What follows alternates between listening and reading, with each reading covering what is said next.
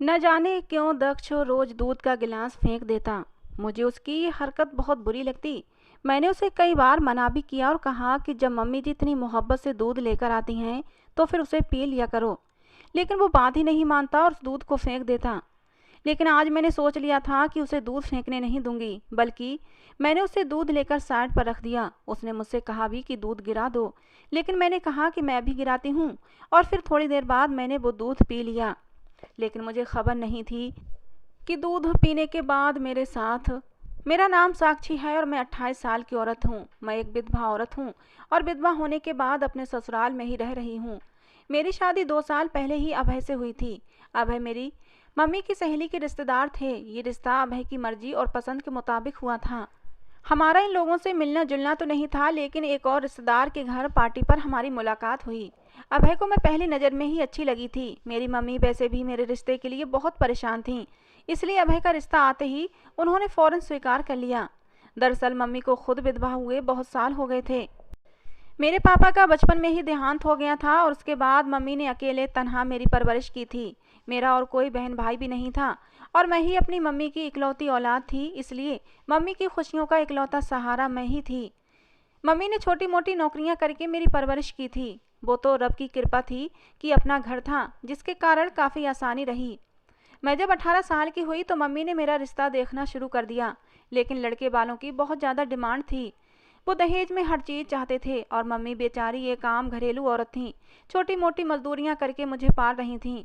वो कैसे लड़के वालों की डिमांड के अनुसार इतना ज़्यादा दहेज बनाती। इसलिए समय गुजरता रहा। मेरा हुस्न और मेरी पढ़ाई भी मेरे किसी काम ना आ सकी और देखते देखते मैं 26 साल की हो गई। मम्मी की अब रातों की नींदें उड़ चुकी थीं और उन्हें एक पल भी चैन नहीं था। वो चाहती थीं कि उनके मरने से पहले मेरी शादी हो जाए, और अक्सर वो इस बात का इजहार भी करती रहती थीं, क्योंकि मेरे रिश्ते की परेशानी ने मम्मी को ब्लड प्रेशर और शुगर जैसी बीमारियां दे दी थीं। वो रातों को सो नहीं पाती थीं। हालांकि मैं उन्हें बहुत समझाती थी कि मम्मी आप अपनी सेहत खराब मत करें, आप भगवान पर भरोसा करें। जहाँ मेरा जोड़ लिखा हुआ है वो तो मुझे मिलकर ही रहेगा। लेकिन वो माँ थी, उनको मेरे भविष्य की चिंता थी, इसलिए वो मेरा घर बसा हुआ देखना चाहती थीं। मम्मी ने तो रिश्तेदारों से भी मिलना जुलना कम कर दिया था, क्योंकि लोग हमदर्दी जताते थे और गरीब समझकर दान देने की कोशिश करते थे, जबकि मम्मी की खुददार तबीयत को ये गवारा नहीं था। इसलिए रिश्तेदारों के घर जाना ही छोड़ दिया था। एक दिन मम्मी की एक सहेली अपने बेटे की शादी का कार्ड लेकर आई थी। मम्मी को खुशी तो बहुत हुई थी, लेकिन एक उदासी ने भी घेर लिया था, क्योंकि उनका बेटा जवान था और मम्मी का कम मेल मिलाप होने की वजह से ये रिश्ता भी हाथों से निकल गया था। मैंने मम्मी से कहा कि हम दोनों मिलकर जरूर जाएंगे और शादी में भरपूर एंजॉय करेंगे, क्योंकि बहुत समय हो गया था हम दोनों माँ बेटी कहीं पर भी नहीं गए थे। इसलिए मैंने अपने लिए खास तौर पर सफ़ेद कुर्ती, बिद शरारा और रेड सितारों वाला दुपट्टा तैयार करवाया था और मम्मी को साथ लेकर शादी पर चली गई। शादी पर ही अभय और उनकी मम्मी मौजूद थे। अभय ने मुझे पहली नज़र में ही पसंद कर लिया और यूँ मेरी शादी झटपट ही तय हो गई और मैं ब्याह कर अभय के घर चली आई। अभय एक बहुत अच्छे और प्यार करने वाले पति साबित हुए थे। मैं बहुत खुशकिस्मत थी कि अभय मेरी ज़िंदगी में आए। अभय ने हर तरह से मेरा ख्याल रखा और उनकी कोशिश होती कि मेरी हर ज़रूरत को पूरा कर सकें। मम्मी भी हमें खुश देखकर बहुत खुश थीं। मेरी सास का रवैया कभी अच्छा कभी बुरा हो जाता, लेकिन मैं नज़रअंदाज कर देती, क्योंकि घरों में ऐसी छोटी मोटी मामूली बातें होती रहती हैं। खुशियों के हिंडोले में झूलते न जाने कैसे 2 साल गुजर गए, पता ही न चला। अभय बहुत कम मुझे मम्मी की तरफ रहने देते थे, क्योंकि उनका कहना था कि मैं तुम्हारे बगैर एक पल भी नहीं रह सकता। इसलिए वो मुझे मायके में रात के टाइम नहीं रुकने देते थे। अपने साथ लेकर जाते और अपने साथ ही वापस ले आते, क्योंकि उनका कहना था कि मैं तुम्हारे बगैर एक पल भी नहीं रह सकता। इसलिए वो मुझे मायके में नहीं रुकने देते थे, अपने साथ लेकर जाते और मम्मी से मिलवाकर साथ ही ले आते थे। लेकिन उस दिन मम्मी की तबीयत बहुत ज़्यादा ख़राब थी और सर्दियाँ शुरू होने वाली थीं। मम्मी का सांस उखड़ा हुआ था, जिसकी वजह से मैं बहुत परेशान थी। मेरी परेशानी को देखते हुए अभय ने मुझे मम्मी के पास रात को रुकने की अनुमति दे दी और कहा कि तुम आज यहीं पर रुक जाओ, आंटी की हालत ठीक नहीं है, मैं कल किसी समय आकर तुम्हें ले जाऊंगा। मैं खुद भी अपनी माँ के पास रुकना चाहती थी, लेकिन अभय की वजह से उनसे कह नहीं पा रही थी। लेकिन जब अभय ने खुद कह दिया तो फिर मैं भी खुशी खुशी माँ के पास रुक गई। लेकिन मुझे नहीं पता था कि मेरा यहाँ पर रुकना मेरी सारी ज़िंदगी की बर्बादी बन जाएगा। मुझे ऐसा दुख मिलेगा जिससे मैं कभी निकल नहीं सकूंगी। अभय मुझे छोड़कर वापस चले गए थे। मम्मी की हालत भी अच्छी नहीं थी। मैंने उनको दबा देकर लिटा दिया और उनके लिए सूप बनाने किचन में चली आई, क्योंकि सूप के साथ उनको काफ़ी अच्छा महसूस होता था। मम्मी को सूप पिलाकर मैं उनके पास ऐसे ही सोने के लिए लेट गई। बिल्कुल उसी तरह उनके साथ लग गई जैसे शादी से पहले उनके साथ लिपट कर सोया करती थी। लेकिन आधी रात को एक फ़ोन आया जिसने मेरी दुनिया ही उजाड़ दी थी। फ़ोन अभय के घर से आया था। फ़ोन पर अभय का छोटा भाई दक्ष था, जिसका कहना था कि भाभी, भाई अब हम सबको छोड़कर चले गए हैं। हमारी दुनिया उजड़ गई, हम अनाथ हो गए। भाभी, भाई मर गए हैं। ये बात सुनना थी कि मेरे पैरों तले से ज़मीन निकल गई और आंखें पत्थर की हो गईं। मैं बार बार दक्ष से पूछ रही थी, क्या हुआ है? तुम बकवास क्यों कर रहे हो? क्या हुआ है मेरे अभय को? लेकिन तब तक फ़ोन बंद हो चुका था। मैंने मम्मी की हालत की भी परवाह नहीं की और उसी तरह पागलों की तरह बाहर की तरफ भागी थी। मम्मी मुझे पीछे से आवाज़ें देती रह गईं, साक्षी रुको तो सही, हुआ क्या है? मुझे बताओ तो सही। लेकिन मुझ में इतनी हिम्मत नहीं थी कि मैं मम्मी को कुछ बताती। मैं इसी तरह भागकर सड़क पर आई और एक रिक्शे को हाथ देकर उसमें बैठ गई। दिल ही दिल में ये प्रार्थना कर रही थी कि भगवान सब कुछ ठीक हो, दक्ष ने मजाक किया हो या अभय ने मुझे बुलाने की खातिर दक्ष से ये फ़ोन करवाया हो। लेकिन ऐसा कुछ ना हुआ हो। मैं बार बार यही दुआ मांग रही थी, लेकिन मेरी सारी दुआएं रद्द हो गई थीं। मैं जैसे ही घर पहुंची तो देखा वहां पर तो मातम का माहौल था, लोगों की भीड़ थी और हर आंख से आंसू गिर रहा था, हर कोई रो रहा था। सामने मेरा अभय बेजान शरीर के साथ लेटा हुआ था, आंखें बंद किए हुए इतना मासूम लग रहा था जैसे अभी अभी आंखें खोल देगा। मैं एकदम आगे बढ़ी और फिर बेहोश होकर वहीं गिर गई। न जाने कितने समय के बाद मैं होश में आई, और जब होश में आई तब अभय का अंतिम संस्कार हो चुका था। लेकिन मेरा तो मातम अब शुरू हुआ था। मैं निढाल हो चुकी थी और अभय के गम को दिल से भुला नहीं पा रही थी। बार बार उनका हंसता मुस्कुराता चेहरा मेरी आंखों के सामने आ रहा था। वो हमेशा मुझे यही कहते थे कि कभी मुझे छोड़कर मत जाना, वरना मैं मर जाऊंगा। और शादी के बाद ये पहली रात थी जब मैं उनसे अलग हुई थी, और उसी रात अभय इस दुनिया से चले गए थे। मुझे तो अभी तक यही नहीं पता था कि अभय को हुआ क्या था। मैं अपने कमरे में बैठी हुई थी, अभय को याद करके रो रही थी। 3 दिन गुजर चुके थे तो मैंने अपनी सास से पूछा, आखिर अभय को हुआ क्या था? तो मेरी सास कहने लगी, पता नहीं, मैं तो अपने कमरे में आराम कर रही थी। अचानक एकदम शोर हुआ था। मैं बाहर आई तो देखा दक्ष चिल्ला रहा था और चीख रहा था। मैं दिल पर हाथ रखे आगे बढ़ी तो देखा अभय नीचे फर्श पर गिरा हुआ था। उसका सोते सोते ही देहांत हो गया था। दक्ष उसके कमरे के बाहर से गुजर रहा था। अभय को जमीन पर गिरे देखकर उसके पास चला गया, जिसकी वजह से उसे अभय की मौत का पता चला था।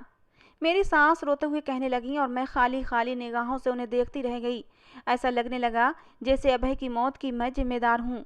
अगर उस रात मैं अभय के पास होती तो शायद अभय इस तरह तड़प तड़प कर अपनी जान न देता। पता नहीं उसके साथ क्या हुआ था। कोई भी तो उसके पास उसकी मदद के लिए नहीं था। काश उस रात मैं उसके पास होती। अभय की मौत मेरे लिए एक अनसुलझी पहेली बन गई थी। अच्छा भला जवान, खूबसूरत और सेहतमंद अभय कैसे एकदम मौत की नींद सो सकता था? मेरे दिल को किसी भी तरह चैन नहीं आ रहा था। मेरा तो कोई सहारा भी नहीं था। अभय की कोई निशानी नहीं थी जिसके साथ लगकर मेरा दिल बहल जाता। अभय को गए 3 महीने हो गए थे। मैं वापस अपनी माँ के घर जाना चाहती थी, लेकिन मेरी सास ने मुझे आने नहीं दिया। वो यही कहने लगी कि तुम मेरे पास अभय की निशानी हो, तुम में से मुझे अभय की खुशबू आती है, मैं तुम्हें वापस नहीं जाने दूंगी। इसलिए मैं उनके पास ही रह गई। मम्मी से जब मैंने पूछा तो उनका भी यही कहना था कि ये तुम्हारी अपनी मर्जी है। अगर तुम अपनी ससुराल में रहना चाहो तब भी मुझे कोई ऐतराज़ नहीं, लेकिन अगर तुम वापस भी आना चाहो तब भी मुझे कोई ऐतराज़ नहीं, बल्कि खुशी होगी। फिर मैंने ससुराल में रहने का ही फैसला कर लिया। लेकिन कुछ समय बाद मम्मी की हालत बहुत ख़राब हो गई थी, तो मुझे वापस अपनी माँ के पास आना पड़ा। अभय को मरे हुए अभी 1.5 साल हो चुका था। अचानक एक दिन मेरी सास मेरे घर चली आई और मेरे साथ लगकर खूब रोने लगीं। मेरा अपना जख्म भी हरा हो गया था। कुछ देर बैठकर उन्होंने अपने आने की वजह बताई, तो फिर मैं और मम्मी सुनकर शौक में रह गए थे। हम एक दूसरे की शक्ल देखते रहे। हमें उम्मीद नहीं थी कि अभय की मम्मी इस वजह से हमारे घर आई होंगी। मेरी सास के आने का कारण जानकर मम्मी खामोश हो गईं और कहने लगी, मैं ये फैसला अकेले नहीं कर सकती, इसलिए मुझे साक्षी से पूछना पड़ेगा। अगर साक्षी की मर्जी हुई तो मैं आपको हाँ में जवाब दे दूंगी, वरना फिर आप गुस्सा मत कीजिएगा। मेरी मम्मी ने नरमी से बात करके उन्हें समझा दिया। तो मेरी सास के जाने के बाद मम्मी ने मुझे इस रिश्ते के बारे में राय जानी। तो मैंने भी साफ तौर पर मना कर दिया और कहा कि मैं अभय के साथ बेवफाई नहीं कर सकती। मैं दक्ष के साथ शादी नहीं कर सकती, इसलिए आप मेरी सास को साफ साफ मना कर दें। उस घर में मैं अभय की दुल्हन बनकर गई थी और अब दोबारा उसी घर में दक्ष की दुल्हन बनकर जाऊं, ये मुझे गवारा नहीं। मम्मी ने इस तरह मेरा इनकार मेरी सास तक पहुंचा दिया, लेकिन मेरी सास ने तो वो इनकार जैसे अपने दिल पर ले लिया और बिस्तर से लग गईं। उनकी तबीयत खराब हो गई और वो बार बार मुझे बुलाने लगीं। दक्ष ने मुझे फ़ोन करके मेरी सास की हालत के बारे में बताया और कहा कि आप एक बार आ जाएं, मम्मी की हालत बहुत ख़राब है और वो बार बार आपको पुकार रही हैं। आप एक बार आ जाएंगे तो शायद उनका दिल बहल जाएगा और वो आपके इनकार के सदमे से बाहर निकल सकेंगी। दक्ष की बात पर मैं खामोश हो गई और फिर मैंने दक्ष से कहा कि मुझे तुमसे शादी पर ऐतराज़ नहीं है। असल में मैं शादी ही नहीं करना चाहती।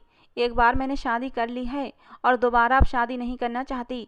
मैं पूरी ज़िंदगी अपने अभय के नाम पर जीना चाहती हूँ, इसलिए मुझे माफ़ कर देना। लेकिन मेरी बात सुनकर दक्ष कहने लगा, मैं खुद भी आपसे शादी के लिए तैयार नहीं हूँ। आप मेरे लिए बहुत ही सम्मान का स्थान रखती हैं। मैंने हमेशा आपको अपनी भाभी समझा है और आपको इज्जत और सम्मान दिया है, इसलिए मैं इस रिश्ते के बारे में सोच भी नहीं सकता। मैंने माँ को भी मना कर दिया था, लेकिन वो नहीं मानी। वो आपसे बहुत मोहब्बत करती हैं क्योंकि आप अभय भाई की पत्नी थीं और अब उनकी विधवा हैं, इसलिए माँ आपको अपने साथ अपनी ही नज़रों के सामने रखना चाहती हैं। लेकिन अगर आप राजी नहीं हैं तो कोई बात नहीं, मैं माँ को मना लूँगा। आप बस कभी कभार चक्कर लगा लिया करें। दक्ष ने तरीके से बात ख़त्म कर दी और मुझे भी तसल्ली हो गई। लेकिन मेरी सास किसी भी तौर नहीं मान रही थी और उनकी हालत भी नहीं संभल रही थी। आखिरकार मेरी मम्मी भी मेरी सास की ही साइड हो गईं। उन्होंने भी मुझ पर प्रेशर डालना शुरू कर दिया और कहा कि तुम दक्ष से शादी कर लो, इस तरह मैं भी सुकून से मर सकूंगी। आखिर कब तक तुम्हें विधवा के चोले में देखती रहूंगी? तुम मेरी इकलौती औलाद हो। मैं तुम्हें इस तरह इन सफ़ेद कपड़ों में देखकर अंदर ही अंदर कुड़ती रहती हूँ। मैं चाहती हूँ कि अब तुम्हारी ज़िंदगी में भी बहार आ जाए। जो किस्मत में होना था वो हो गया। अभय और तुम्हारा साथ यहीं तक था। अब तुम अभय को दिल से निकाल दो और अपनी ज़िंदगी की नई शुरुआत करो। अगर तुम अपनी ज़िंदगी में सेट हो जाओगी तो मैं भी सुकून की मौत मर सकूंगी। मम्मी ने अपना वही मशहूर रटा रटाया डायलॉग दोहरा दिया, जिससे मुझे बहुत चिढ़ थी और अभी भी मैं गुस्से में चिढ़ गई थी और कहा, आप हमेशा ये डायलॉग दोहराकर मुझे जज्बाती ब्लैकमेल कर लेती हैं। ठीक है, मैं तैयार हूँ। आप मेरी सास को हाँ कह दें। जो फैसला इतने दिनों से नहीं हो पा रहा था वो मैंने एकदम अचानक कर दिया था। माँ भी मेरे फैसले को सुनकर बहुत खुश हुई और मुझे खुश रहने का आशीर्वाद देते हुए वो खुद रोने लगी थीं। मैंने मम्मी के गले लगकर उन्हें चुप कराया। मैं खुद भी अपने अचानक फैसले पर एकदम हैरान हो गई थी, लेकिन कहीं ना कहीं एक सुकून भी था कि इस तरह मैं अभय के साथ जुड़ी रहूंगी।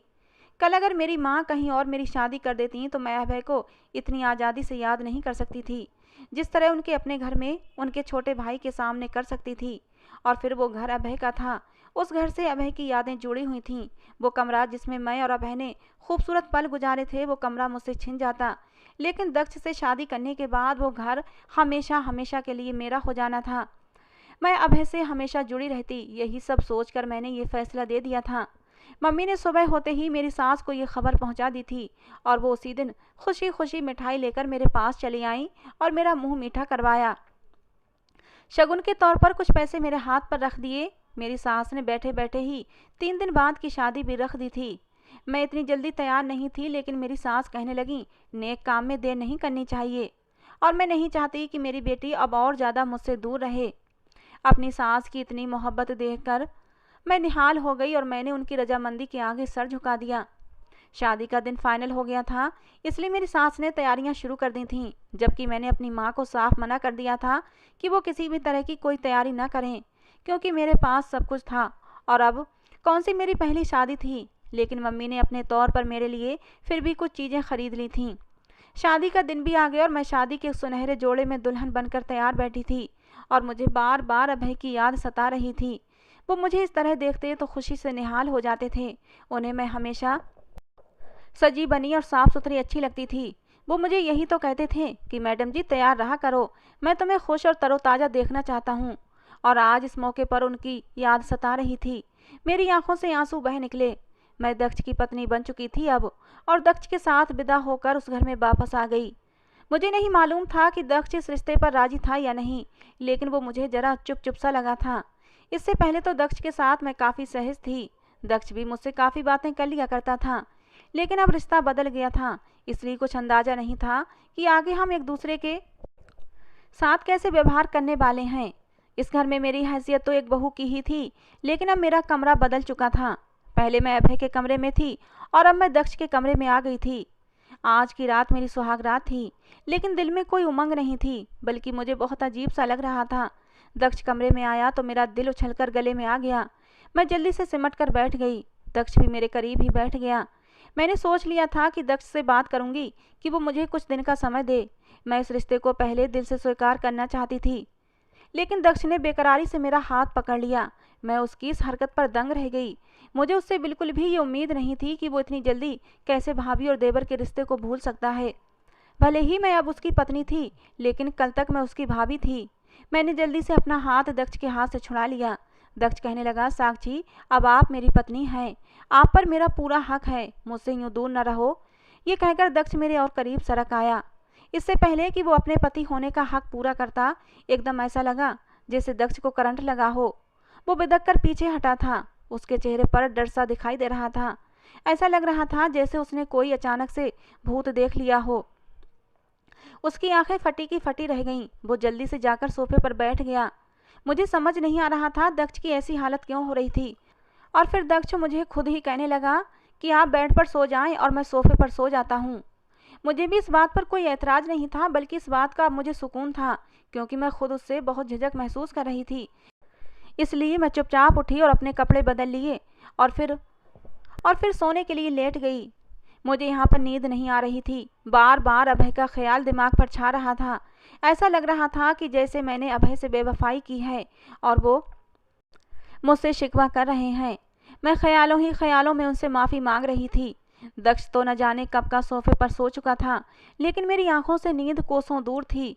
और फिर न जाने किस समय मेरी आंख लग गई। सुबह के समय जब मैं कमरे से बाहर निकली तो मेरी सास ने मुझे गहरी नज़रों से देखा और मुझे खुश रहने का आशीर्वाद दिया। मैं खामोशी से उन्हें देखती रही। कुछ दिन इसी तरह गुजर गए थे कि एक दिन मेरी सास मुझसे कहने लगी, बेटा, दक्ष तुम्हारे साथ अच्छा तो है ना? मैंने कहा कि मम्मी जी, अच्छा है।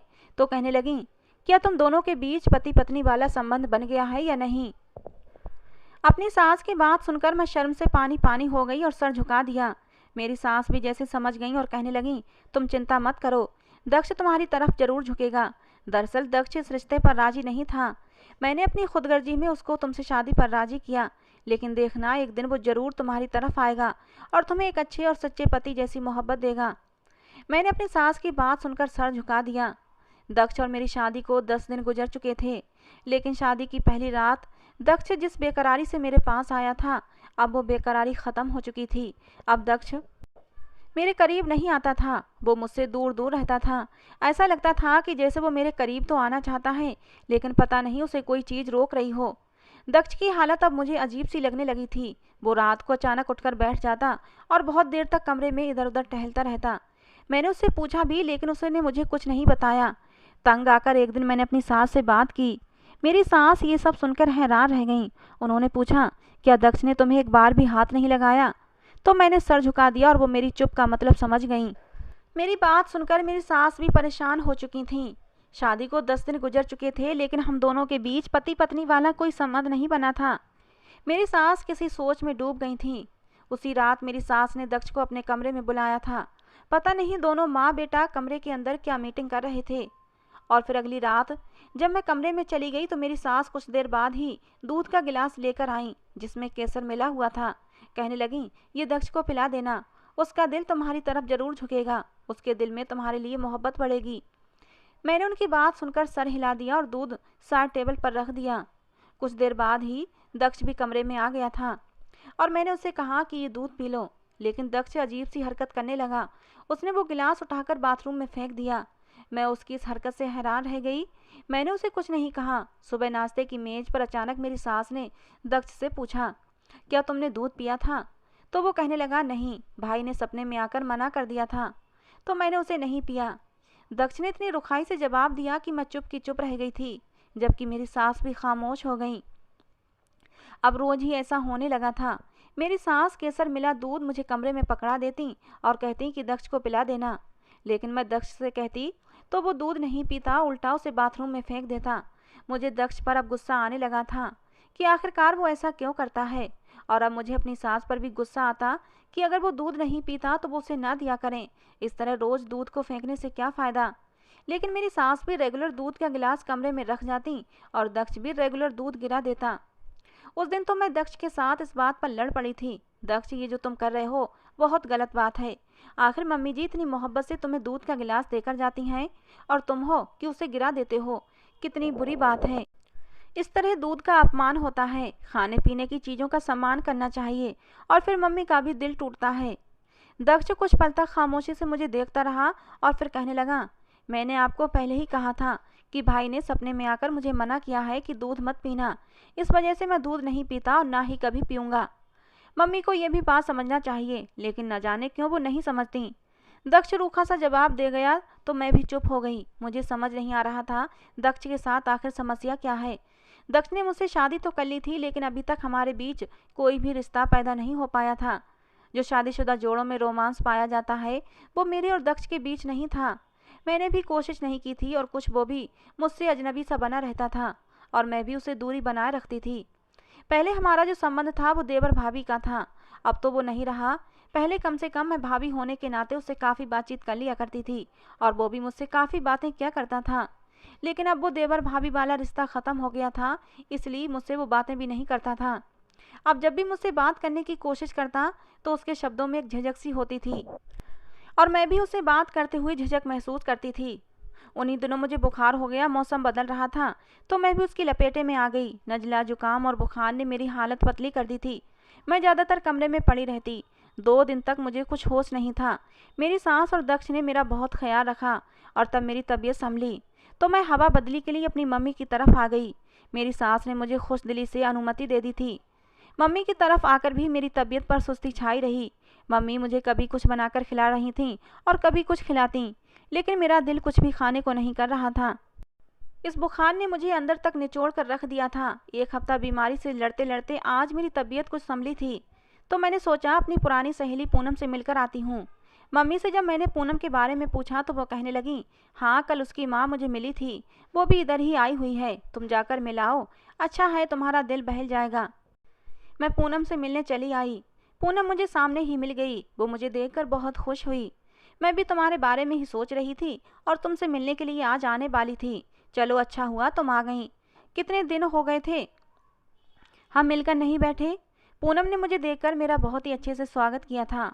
हाँ, मेरा भी बहुत दिल चाह रहा था कि तुमसे मिलूं, लेकिन तबीयत इतनी ख़राब थी कि आज ही उठी हूँ तो फ़ौरन चली आई। और फिर पूनम के साथ इधर उधर की बातें करने के दौरान समय गुजरने का एहसास ही नहीं हुआ। अचानक पूनम ने मुझसे बातों बातों में दक्ष के बारे में पूछ लिया, तुम्हारा देवर, मेरा मतलब है तुम्हारा पति तुम्हारे साथ ठीक तो है ना। पूनम ने पूछा तो मैंने गहरी सांस भरकर कहा, वो ठीक है, बस मेरे दिल से अभी तक अभय की याद नहीं जाती। मैं कोशिश तो करती हूँ कि दक्ष के साथ सच्चे दिल से अपने रिश्ते की शुरुआत करूं और उसके साथ शादीशुदा ज़िंदगी की शुरुआत करूं, उसे पत्नी होने का हक और प्यार दूं। लेकिन क्या करूं, घर भी एक है और उस घर में पहले अभय की पत्नी बनकर गई थी और अब दक्ष की पत्नी बनकर रह रही हूं। तो मेरे लिए ये बहुत मुश्किल है इतनी जल्दी पुरानी यादों से पीछा छुड़ाना। मैंने कहा तो पूनम ने सर हिला दिया और मेरे हाथ पर हाथ रख दिया। कहने लगी, बस तुम हिम्मत मत हारना, कोशिश करो कि अभय भाई की यादों को दिल से निकाल कर दक्ष को खुले दिल से अपना लो, फिर देखना जिंदगी कितनी खूबसूरत हो जाएगी। मैंने भी पूनम की बात पर सर हिला दिया और फिर उससे मिलकर घर वापस आ गई। घर आते ही मैंने कह दिया कि कल ही मैं अपने घर वापस जाना चाहती हूँ। बहुत दिन हो गए, मेरी सास और दक्ष न जाने किस तरह गुजारा कर रहे होंगे। मेरी बात सुनकर मम्मी कहने लगी, हाँ मैं भी तुम्हें यही कहने वाली थी कि तुम्हें काफ़ी दिन हो गए हैं, तुम 2-4 दिन के लिए चली जाओ, फिर बाद में चाहे आ जाना। मैंने हाँ में सिर हिला दिया और उठकर कमरे में आ गई और अपने कपड़े बैग में रखने लगी। सुबह होते ही नाश्ता करके मैंने माँ से कहा, मुझे छोड़ आओ। माँ मुझे छोड़ने के लिए मेरे घर चली आई। मेरी सास मुझे देखकर बहुत खुश हुई और कहने लगी, मैं रात को तुम्हें बहुत याद कर रही थी और कह रही थी इतने दिन हो गए मेरी बेटी घर वापस नहीं आई। मैं सोच रही थी कि आज जाकर तुम्हें ले आऊं। अच्छा हुआ तुम खुद ही आ गई। मेरी सास की मोहब्बत देखकर मैं तो निहाल हो गई और उनके साथ लगकर बैठ गई। शाम को दक्ष आया तो उसने मुझे देखा तो एकदम से ठटक कर रुक गया, जैसे कुछ कहते कहते रुक गया हो। फिर वो कमरे में चला गया। मुझे थोड़ी सी मायूसी हुई। मुझे लगा कि दक्ष मेरे इतने दिनों की गैर मौजूदगी को महसूस करेगा और मुझे एक बार ज़रूर बताएगा कि उसने मुझे मिस किया था। लेकिन उसने तो कोई भी बात नहीं की, बल्कि खामोशी से चला गया। मैंने सोचा शायद अपनी माँ के सामने ये सब कहने से हिचकिचा रहा होगा। कमरे में जाकर मुझे ज़रूर कहेगा कि मैंने तुम्हें मिस किया था। लेकिन मैं कमरे में गई तब भी दक्ष कुछ नहीं बोला और आदतन मेरी सास फिर दूध का गिलास ले आई। दक्ष उस समय कमरे में मौजूद नहीं था। कपड़े चेंज करने के बाद वो बाहर चला गया था। मैंने अपनी सास से कहा भी कि आप इसे वापस ले जाएं। दक्ष पीता तो है नहीं, बल्कि उल्टा इसे बाथरूम में गिरा देता है। तो वो कहने लगी, तो मोहब्बत से पिलाना तो वो ज़रूर पी लेगा। मैंने खामोशी से गिलास पकड़कर साइड टेबल पर रख दिया। मेरी सास चली गई तो न जाने मेरे दिल में क्या ख्याल आया कि मैंने वो गिलास उठाकर खुद पी लिया और बेड पर लेट गई और दक्ष का इंतजार करते करते मेरी आंखों में नींद आने लगी थी। अभी कुछ ही देर गुजरी थी कि अचानक मुझे अपना मरा हुआ पति अभय दिखाई दिया। अभय कमरे में आए और मुझसे कह रहे थे कि अगर तुम्हें अपनी जान प्यारी है तो यहाँ से चली जाओ, यहाँ पर मत रहो। वो चिल्ला चिल्ला कर मुझे यही कह रहे थे। मैं एक झटके से उठ बैठी और अपने आसपास नज़र घुमाकर देखा, लेकिन अभय कहीं पर भी नहीं थे। इसका मतलब ये मेरा सपना था। लेकिन सपने में आकर अभय मुझसे ऐसा क्यों कह रहे थे? मुझे इस घर से भगाने के लिए क्यों कह रहे थे? मैं एकदम उठकर बाहर की तरफ भागी थी। मेरी सास ने मुझे बाहर की तरफ आते देखा तो परेशानी से पूछने लगी, क्या हुआ बेटा, सब ठीक तो है? मैंने अपनी सास से कहा, वो कमरे में अभय वहाँ पर। मैंने बौखलाए हुए अंदाज में कमरे की तरफ इशारा करते हुए कहा तो मेरी सास खुद भी डर गईं और एकदम उठकर कमरे की तरफ गईं। लेकिन वहाँ से वापस आने के बाद वो कहने लगीं, वहाँ पर तो कोई भी नहीं है, कमरा बिल्कुल खाली है। तुमने ज़रूर कोई सपना देखा होगा या ज़रूर कोई गलतफहमी हुई है। लेकिन मैं अपना सर दोनों हाथों में थाम कर बैठ गई और कहने लगी, नहीं, अभय आए थे, मैंने अपनी आंखों से देखा था और वो मुझे कह रहे थे कि अगर तुम्हें अपनी जान प्यारी है तो यहाँ से चली जाओ। मैं इसका क्या मतलब समझूं? मैं बेबसी से रोने लगी थी। मेरी बात सुनकर मेरी सास का चेहरा एकदम से पीला पड़ गया और मुझे देखते हुए कहने लगी, क्या कहा था अभय ने? सास ने धीरे से आवाज़ में पूछा तो मैंने बताया। वो कह रहे थे कि अगर तुम्हें अपनी जान प्यारी है तो यहाँ से चली जाओ। मेरी बात सुनकर मेरी सास हारे हुए अंदाज में सोफे पर गिर सी गईं। अपनी सास का ये अंदाज मुझे कुछ अलग सा लगा था, इसलिए मैंने उनसे पूछा, क्या हुआ है मम्मी जी? आप ये बात सुनकर इतना परेशान क्यों हो गई हैं? मेरी बात पर मेरी सास की आंखों से आंसू बहने लगे और फिर वो ज़ोर ज़ोर से रोने लगीं। अब मैं बहुत ज़्यादा परेशान हो चुकी थी। न जाने मेरी सास के साथ क्या समस्या थी जो वो ऐसे कर रही थीं। कुछ देर बाद मेरी सास रो रो कर थक गईं तो फिर कहने लगीं, कुछ नहीं बेटा, बस यूं ही मेरा दिल भर आया था। लेकिन मैंने अपनी सास से कहा कि मम्मी जी, यूं ही दिल नहीं भराता, बल्कि ज़रूर कोई ना कोई बात है। आपको मेरी कसम, मुझे सच बताएं, आखिर क्या बात है? मैंने अपनी कसम देकर अपनी सास को मजबूर कर दिया था। तो कुछ पल खामोश रहने के बाद वो कहने लगी, बेटा, मैं तुमसे जो भी कहूँगी बिल्कुल सच कहूँगी, इसलिए तुम सच को स्वीकार करना और हो सके तो मुझे और दक्ष को माफ़ कर देना। मेरी सास ने कहा तो मैं उनकी तरफ उलझन भरी निगाहों से देखने लगी और फिर उनसे पूछा, क्या बात है, ऐसी क्या बात हो गई? तो मेरी सास कहने लगी, ये बात उस दिन से शुरू होती है जब मैंने तुम्हें पहली बार देखा था। अभय ने भी तुम्हें उसी दिन देखा था और दक्ष ने भी तुम्हें उसी दिन देखा था। मुझे तुम अभय के लिए बहुत पसंद आई थी। मैंने घर आकर जब अभय से इस रिश्ते की बात की तो वो खुशी से खिल उठा था। मुझे उसका चेहरा देखकर उसके दिल के हाल पता चल चुका था।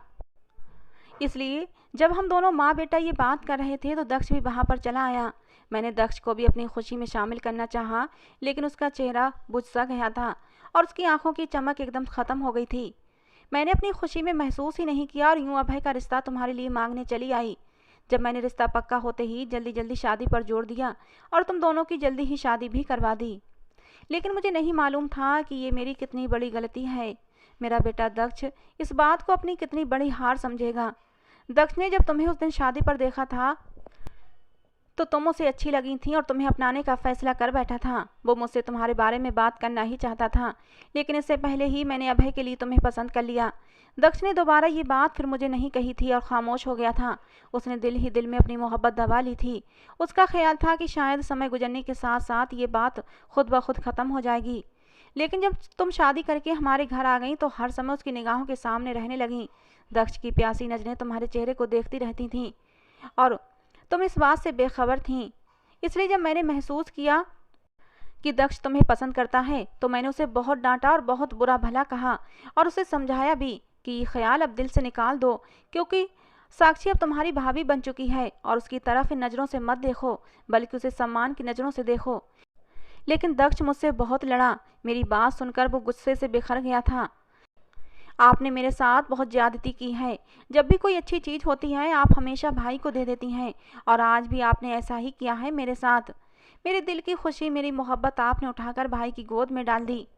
मैं ये बात कैसे भुला दूं? दक्ष के दिल में पनपते हुए ये बगावत के जज्बे मुझे खतरे का अलार्म लग रहे थे, लेकिन फिर भी मैं उसे समझाती रहती थी। अब दक्ष ज़्यादातर खामोश रहने लगा था, लेकिन फिर भी मुझे उससे डर लगता। और एक दिन जब तुम अपनी माँ की तरफ गई हुई थी, दक्ष और अभय का तुम्हारी बात को लेकर झगड़ा हो गया। अभय ने अपने भाई पर जिंदगी में पहली बार हाथ उठाया था, क्योंकि दक्ष ने तुम्हारे बारे में कुछ गलत बातें बोली थीं। लेकिन अभय ने जब दक्ष पर हाथ उठाया तो दक्ष बदले की आग में अंधा हो गया, और उसने बिल्कुल भी न देखा कि उसके सामने उसका बड़ा भाई खड़ा है। उसने गला दबाकर अपने भाई को मार दिया। मैं उन दोनों को रोकती रही, लेकिन किसी ने मेरी न सुनी। अभय दक्ष से अपने आप को बचाने की कोशिश कर रहा था। मैं भी पूरी ताकत से दक्ष को खींच रही थी, लेकिन पता नहीं दक्ष में इतनी ताकत कहाँ से आ गई थी। उसने मुझे धक्का दे दिया और एक भाई के हाथों दूसरे भाई का कत्ल हो गया। मैं एक बेटा खो चुकी थी और दूसरा बेटा खोना नहीं चाहती थी, इसलिए सबसे यही कहा कि अभय की मौत अचानक ही सोते हुए हो गई थी। शायद उसको हार्ट अटैक आ गया था। अगर लोगों को सच्चाई पता चल जाती कि भाई ने भाई को मार दिया है तो मेरा एक बेटा तो वैसे ही मर गया था, दूसरा भी जेल की सलाखों के पीछे होता। मैं बूढ़ी माँ किसके सहारे बैठती। अभय के मरने के बाद दक्ष ने मुझसे कहा कि जाकर भाभी के लिए रिश्ता मांगो, मुझे उनसे शादी करनी है। मैं खामोश निगाहों से उसको ताकती रह गई, जिसे अब भी इस बात का एहसास नहीं था कि उसने अपने भाई को मार दिया है। मैं तुम्हारे घर जाकर तुम्हारा रिश्ता ले आई और फिर तुम दोनों की शादी करवा दी। लेकिन शादी की पहली रात दक्ष जैसे ही तुम्हारे करीब गया था, उसे अपने मरे हुए भाई की शक्ल दिखाई दी थी। अभय उसे अपनी आंखों के सामने साफ दिखाई दे रहा था, और तभी तो डरकर दक्ष तुम्हारे पास दोबारा नहीं गया था। जब भी वो तुम्हारे पास जाने की कोशिश करता तो उसे अभय की शक्ल दिखाई देने लगती थी और वो डर जाता था। जब मुझे पता चला कि तुम्हारे बीच अभी तक शादीशुदा संबंध नहीं बना है तो मैंने दक्ष से बात की। दक्ष ने मुझे सब बता दिया कि मुझे भाई का चेहरा दिखाई देता है। जैसे ही मैं साक्षी के करीब जाने की कोशिश करता हूँ, मैं अभय को तो खो चुकी थी, लेकिन मैं दक्ष और अब तुम्हारा परिवार बनाना चाहती थी। मैं चाहती थी कि अब तुम दोनों जिंदगी में हंसी खुशी रहो, इसलिए मैं दूध में कुछ ऐसी चीज़ मिला कर देती थी जिससे कि दक्ष वो दूध पी ले और फिर उसे कुछ होश ना रहे और तुम दोनों के बीच शादीशुदा रिश्ता बन जाए। लेकिन अब दक्ष को अपने भाई के मरने के लिए पछतावा हो रहा था, इसलिए वो जानबूझकर दूध नहीं पीता था और ना ही तुम्हारे करीब जाना चाहता था। वो अक्सर सपने में अभय को देखता, अभय उससे नाराज नजर आता है तो उठकर बैठ जाता है। दक्ष का पछतावा शुरू हो चुका है, इसलिए वो तुम्हारे करीब नहीं आता, क्योंकि जैसे ही वो तुम्हारी तरफ कदम बढ़ाता है उसे अपने सामने अभय खड़ा नजर आता है। दक्ष डर जाता है और पीछे हट जाता है। दक्ष अब बहुत पछता रहा है, बार बार कभी अभय से और कभी मुझसे माफ़ी मांगता है, लेकिन मैं उसे कैसे माफ़ कर देती जिसने मेरे बेटे को मुझसे छीन लिया। सिर्फ एक औरत को पाने की खातिर उसने मेरा घर उजाड़ दिया। अगर दक्ष पहले इस बात को समझ लेता तो शायद आज हालात अलग होते, लेकिन उसने अपनी जलन और मोहब्बत में अंधे होकर ऐसा कदम उठा लिया कि मेरी दुनिया ही उजाड़ दी। लेकिन अब वो पछता रहा है। मैंने उसे समझाने की कोशिश की कि जैसे भी हो अब तुम साक्षी के साथ निभा करने की कोशिश करो और उसे इज्जत और मोहब्बत दो। वो तुम्हारी अब पत्नी है, लेकिन वो कहता है कि मेरे बस में नहीं है। जैसे ही साक्षी के करीब होने की कोशिश करता हूँ, अभय मेरे सामने आकर खड़ा हो जाता है और फिर मैं उससे दूर हो जाता हूँ। मैं तुम्हें ये सब नहीं बताना चाहती थी, लेकिन आज इस तरह तुमने अभय के बारे में कहा तो मैं तुम्हें ये सब बताने पर मजबूर हो गई, क्योंकि तुम्हें भी ये सब बातें जानने का पूरा हक है। लेकिन मेरी बेटी, मुझे माफ़ कर देना। मैं एक मजबूर और बेबस माँ थी। मैं अपने एक बेटे के बाद दूसरा बेटा खोना नहीं चाहती थी, इसलिए मैंने तुमसे और सब लोगों से झूठ बोला। इसलिए मुझे माफ़ कर देना, मेरी सास ने मेरे आगे हाथ जोड़ते हुए कहा। लेकिन मैं तो जैसे वहाँ थे ही नहीं। ये क्या पहाड़ तोड़ डाला था मेरी सास ने मेरे ऊपर। मेरे कंधे इस बोझ को उठाने से इनकार कर रहे थे। इतने बड़े सच ने मुझे हिलाकर रख दिया था और मुझे कुछ समझ नहीं आ रहा था कि मैं क्या करूं। मैं चुपचाप उठकर अपने कमरे में आ गई और लेट गई। अतीत की सारी फिल्म मेरे दिमाग में चल रही थी। शादी के बाद जितना हिस्सा मैंने गुजारा, मुझे एक एक करके वो सारे पल याद आ रहे थे। मुझे इस बात पर यकीन ही नहीं आ रहा था कि दक्ष मेरे साथ ये सब कुछ कर सकता है। मैंने एकदम उठकर बैठ गई और बैग में कपड़े डालने लगी और वापस अपनी माँ के घर आ गई। मेरी सांस मुझे रोकती रह गई, लेकिन मैं नहीं रुकी थी, बल्कि मैंने इरादा कर लिया था कि मैं अब यहाँ वापस नहीं आऊँगी, ना ही लोगों से कोई संबंध रखूँगी। दक्ष को भी खबर हो गई थी कि मैं उसके बारे में सब कुछ जान गई हूँ। उसने मुझसे माफ़ी मांगने की बहुत कोशिश की, लेकिन मैंने अपना दिल पत्थर कर लिया है और कान उसकी तरफ से बंद कर लिए। मेरी माँ ने मुझे इस हाल में देखा तो वो बार बार पूछती, लेकिन मैंने अभी तक अपनी माँ को इस बारे में कुछ नहीं बताया है, क्योंकि मैं नहीं चाहती कि जिस तरह मैं इस दुख से गुजर रही हूँ वो भी वही दुख से गुजरें। दक्ष बार बार मुझसे माफ़ी मांगने की कोशिश कर रहा है, लेकिन मैं उससे कोई संबंध नहीं रखना चाहती। मैंने अपनी सास को भी साफ साफ मना कर दिया कि मुझे किसी भी तरह का कोई संबंध ना रखें। मम्मी के घर आए हुए आज मुझे मुझे 2 साल गुजर चुके हैं। मम्मी को इस मामले की खबर नहीं थी कि आखिर हो क्या गया था, और न ही मैंने अब तक उन्हें बताया था। मेरा अब भी वापस जाने का इरादा नहीं है। मैं अपनी बाकी की ज़िंदगी अपनी माँ के साथ ही गुजारना चाहती हूँ। मैं रोज़ अभय से माफ़ी मांग कर सोती हूँ और कहती हूँ, मुझे खबर नहीं थी कि वो आपका कातिल है, वरना मैं कभी उसे उसे अपनी ज़िंदगी में शामिल न करती। मैं तो उसे आपका भाई समझ रही थी, लेकिन वो तो आपका कातिल निकला। ये बात सुनकर अभय मुस्कुरा देते हैं और मुझे भी तसल्ली हो जाती है कि उन्होंने मुझे माफ़ कर दिया है। बाकी की ज़िंदगी शायद अब इसी तरह गुजारनी है, क्योंकि अब शादी के नाम से मुझे नफरत हो चुकी है। दोस्तों, आपको क्या लगता है, क्या मुझे दक्ष को माफ़ कर देना चाहिए और अपनी शादीशुदा ज़िंदगी की शुरुआत दक्ष के साथ कर लेनी चाहिए? अपनी राय कमेंट बॉक्स में ज़रूर देना। तो दोस्तों, ये थी आज की हमारी कहानी। आपको कैसी लगी ज़रूर बताना। पसंद आई हो तो प्लीज़ लाइक करना। रोज़ एक नई कहानी सुनने के लिए हमारे चैनल को भी सब्सक्राइब करना। कहानी को अंत तक सुनने के लिए आप लोगों का बहुत बहुत धन्यवाद। दोस्तों, मिलते हैं अगली किसी नई कहानी के साथ।